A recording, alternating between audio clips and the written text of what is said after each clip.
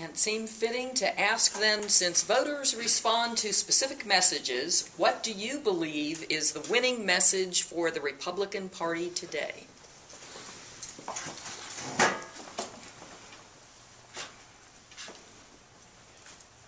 We need to renew the American community.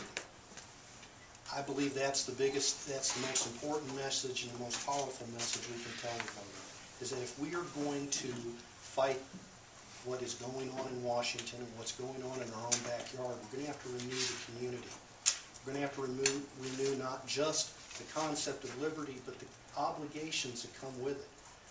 That you have to love your neighbor and actually go out and care for your neighbor if you don't want government to step in. So we need, I believe, the message is renew community. Renew community between the two of you and between the neighbors across our community. And build those relationships that are required to have a community that doesn't need them.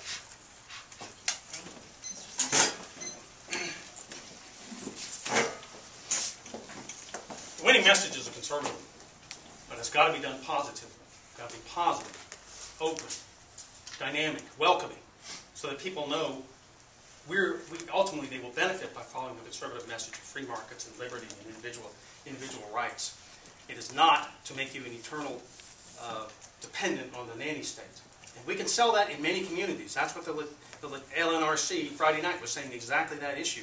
Lalo Garza's here. He's part of that group. That message can be sold in that community, but by the same token, that we have other parts of our message that can also be sold that are attractive to that community. We need to get that message out there, but not being negative and oppressive. We need to find the flip side, the positive aspect of whatever our message is, and make sure people hear it. And at the same time, we need to make it fun. That's something that I think has been lacking a while. I had a lot of fun as a young Republican. We did all kinds of great stuff, and we need to make it fun for folks to be involved, and that's going to attract them into the party. Thank you. Thank you. I think we need to get back to those Reagan-esque values that brought us to the majority.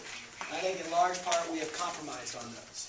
I think we have surrendered those. And I think the people said, starting in 2006, that we don't like the direction that the party's taking. In 2008, they said, we don't like where the party's going. You ran on a certain set of principles and values regarding limited government, and you didn't deliver. You didn't produce. And that's what I'm hearing from our grassroots activists. They weren't energized. They weren't motivated. They weren't excited going into the 2008 election. Now, they didn't like Barack Obama, but they weren't real in love with Senator John McCain. They said, we're going to go vote for him, but we're not going to work. And you're not going to be successful based on what you're against. You're going to be successful based on what you're for.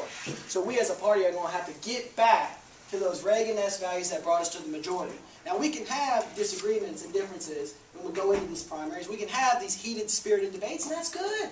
We shouldn't run from that. We shouldn't say that's a bad thing.